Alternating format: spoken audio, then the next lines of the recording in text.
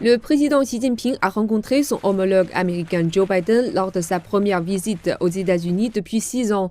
Il s'agissait de leur première rencontre depuis un an, la dernière ayant eu lieu en marge du sommet du G20 à Bali. Dans son discours liminaire, le président Xi a souligné sa vision de longue date, selon laquelle la coopération entre les deux plus grandes économies du monde bénéficiera à la fois à leur population et au reste du monde. Le président Xi a déclaré que le monde était suffisamment grand pour que les deux pays prospèrent. Mon point de vue demeure le même, à savoir que la compétition entre grands pays n'est pas le courant dominant de notre époque et ne peut résoudre les problèmes auxquels sont confrontés la Chine et les États-Unis ou le monde dans son ensemble.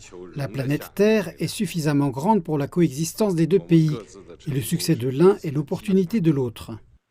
Le président Xi a précisé que la Chine n'avait pas l'intention de détrôner les États-Unis. Il a ajouté que les États-Unis ne devaient pas chercher à réprimer et à contenir la Chine. Au cours de leurs entretiens, le président Xi a déclaré que malgré les différences en termes de culture et de système social, le respect mutuel pouvait offrir la voie à des relations plus prometteuses. C'est une réalité objective que la Chine et les États-Unis sont différents en termes d'histoire, de culture, de système social et de voies de développement. Toutefois, tant que nous poursuivons le principe de respect mutuel, de coexistence pacifique et de coopération gagnant-gagnant, nous serons tout à fait capables de transcender les divergences et de trouver une bonne voie pour que les deux grands pays s'entendent. Je crois fermement en un avenir radieux des relations bilatérales.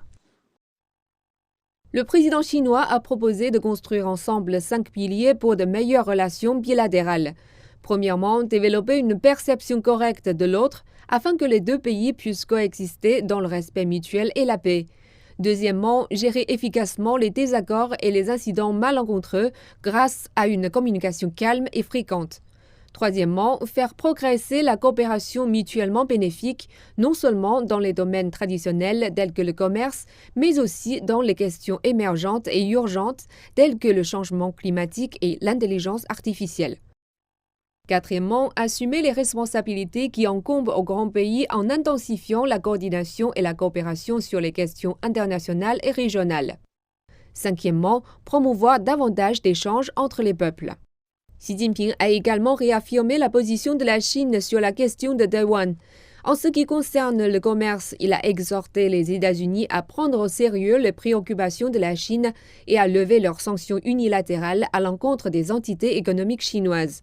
Pour sa part, Joe Biden a déclaré qu'il était important de maîtriser la compétition entre les deux pays et a appelé à des efforts conjoints pour relever les défis communs. Nous devons veiller à ce que la compétition ne dégénère pas en conflit. Et nous devons également gérer la compétition de manière responsable, car c'est ce que veulent les États-Unis et ce sont les fins que nous visons. Je tiens également à ce que le monde entier le sache. Nous agissons également de manière responsable vis-à-vis de nos populations et nous travaillons ensemble lorsque nous estimons que nos intérêts le justifient. Le président Joe Biden a déclaré qu'une Chine stable et en développement servait les intérêts des États-Unis et du monde. Le président Biden a réaffirmé 5 points.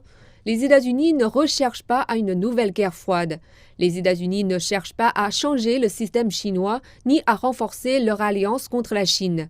Les États-Unis ne soutiennent pas l'indépendance de Taïwan et n'ont pas l'intention d'entrer en conflit avec la Chine. Les deux présidents ont convenu de promouvoir le dialogue et la coopération sur des questions émergentes telles que l'intelligence artificielle et de reprendre la communication de haut niveau entre les armées de leur pays sur la base de l'égalité et du respect.